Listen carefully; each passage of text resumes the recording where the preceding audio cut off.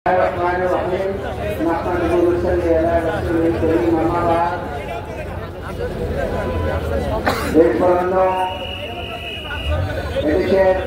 মানুষের আশা আকাঙ্ক্ষার প্রতি বিশ্ব ইসলামী আন্দোলনের অন্যতম নেতা ডাক্তার শফিকুর রহমান আমির জামাতের আগমন উপলক্ষে আজকের এই পথসভায় উপস্থিত বরিশাল অঞ্চলের সম্মানিত জামাত নেতৃবৃন্দ, উপস্থিত বরিশাল মহানগরীর নেতৃবৃন্দ এবং সমবেত জনতা, আসসালামু আলাইকুম ওয়া রাহমাতুল্লাহ।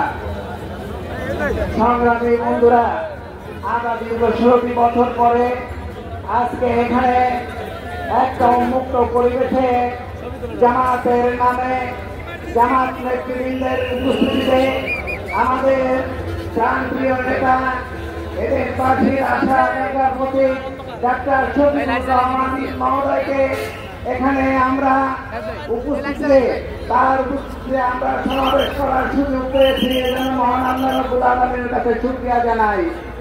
সমবেত জনতা, দীর্ঘ 16 বছর জামাত এবং ছাত্র শিবিরকে নানা ট্যাকে তাদেরকে কথা বলতে সুযোগ দেওয়া হয় নাই। আপনারা দেখেছেন নানা অজুহাতে নানাভাবে যেখানে জামাত এবং শিবির তাদের কর্মকাণ্ড পরিচালনা করেছে, সেখানে জঙ্গি নাটক সাজিয়ে তাদের কর্মতৎপরতাকে স্তব্ধ করে দেওয়া হয়েছে। আজকে প্রমাণিত হয়েছে যে জামাত এবং ছাত্র শিবির এদেশের মানুষের পরম বন্ধু এবং তারা অত্যন্ত শান্তিপূর্ণভাবে দেশ পরিচালনা করার জন্য তারা তাদের উপযুক্ততা অর্জন করেছে।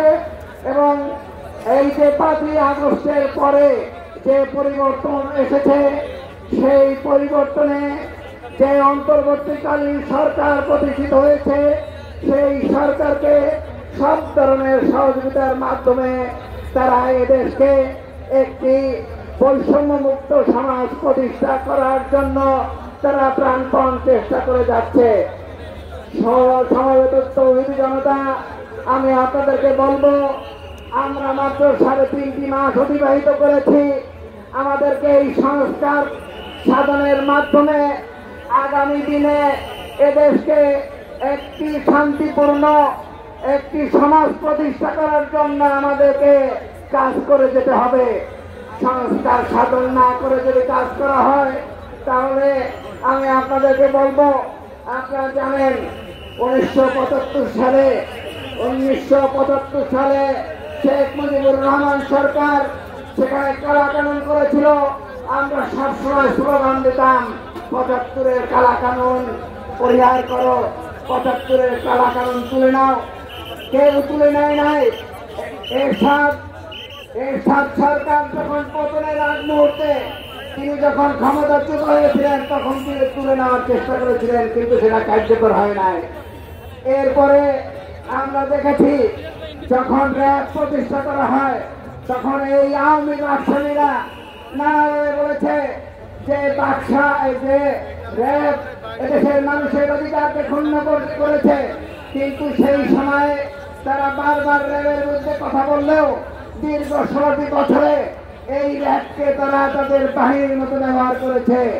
আয়না ঘর প্রতিষ্ঠা করে র্যাবের মাধ্যমে এদেশের আলেম সমাজ, এদেশের তৌহিদি মানবতা, এদেশের ছাত্র যুবক যারা মানবতার বিরুদ্ধে কথা বলেছে, তাদেরকে সেখানে দীর্ঘদিন বছরের পর বছর রেখে তাদেরকে নির্যাতন করা হয়েছে। সুতরাং সমবেত তৌহিদি জনতা, আমরা একটা সুন্দর পরিবেশে সরকার গঠন করার জন্য এই সরকারকে সুযোগ দিতে হবে। কোন রকমের এমন কোন পরিস্থিতি করা যাবে না যারা ষড়যন্ত্রকারীরা সুযোগ পায়। ষড়যন্ত্রকারীরা নানাভাবে আমাদের সামনে হাজির হচ্ছে।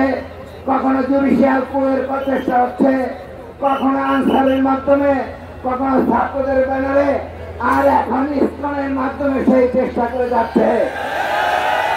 সেই কারণে বলবো, আমাদের নাক কান খোলা রাখতে হবে, চোখকে খোলা রাখতে হবে।